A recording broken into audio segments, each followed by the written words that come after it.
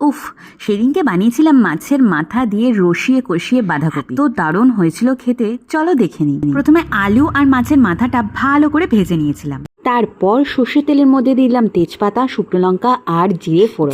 ঝিরি করে কেটে রেখেছিলাম বাঁধাকপি, সেটা দিয়ে দেওয়ার পরে তার মধ্যে দিলাম হলুদ, নুন আর বেশ অনেকটা আদা বাটা। একটু ভাপিয়ে নিয়ে তাতে দিলাম কাঁচা লঙ্কা আর পেস্টটা জিরে বাটা।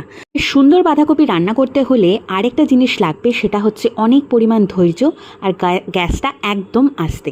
আমি এরপরে অ্যাড করেছিলাম টমেটো আর ভাজা আলু আর ভাজা মাছের মাথাটা। বেশ ভালো করে আবার ধৈর্য ধরে নাড়িয়ে চাড়িয়ে নামানোর আগে দিলাম অল্প একটু চিনি, গরম মশলা আর যেহেতু মাছের মাথা দিয়েছিলাম তাই খুব সামান্য পরিমাণ ঘি।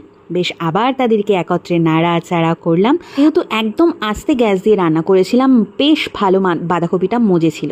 তারপরে আর কি বাঁধাকপি একদম রেডি। যা টেস্টি হয়েছিল, গরম গরম ভাতে জাস্ট দারুণ।